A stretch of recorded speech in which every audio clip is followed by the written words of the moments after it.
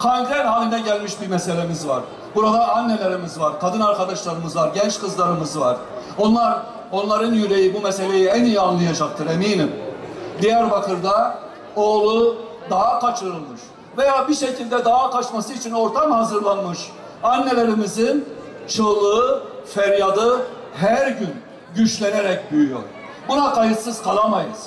Buna bir yazar kayıtsız kalamaz. Buna bir politikacı kayıtsız kalamaz. Buna bir cumhurbaşkanı kayıtsız kalamaz. Buna hiç kimse kayıtsız kalamaz. Ve kayıtsız kalmayacağız. Bugün gördüm medyada ve çok üzüldüm. Neymiş efendim? Devlet psikolojik harp yapıyormuş.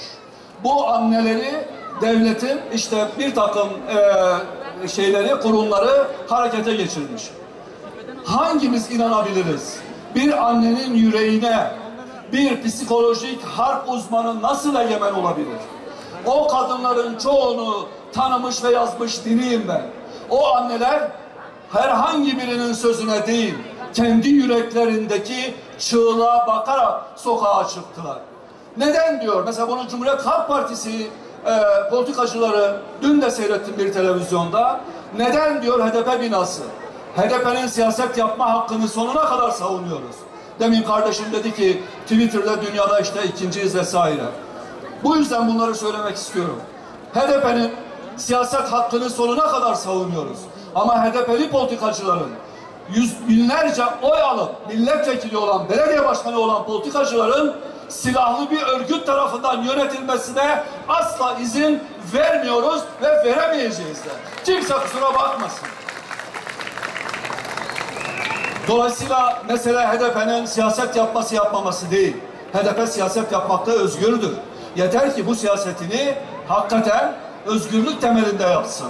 Başkasına silah temelinde bağlı olarak yapmasın.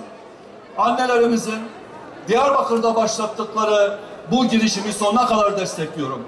İnanın eğer bu Arjantin'de başlasaydı, eğer bu bir zamanların Şili'sinde başlatsaydı şu an dünya tarihinin önemli bir parçası olarak çoktan tarihe geçmişti. Gezi'de kırmızı giysili kadını herhalde unutmadınız.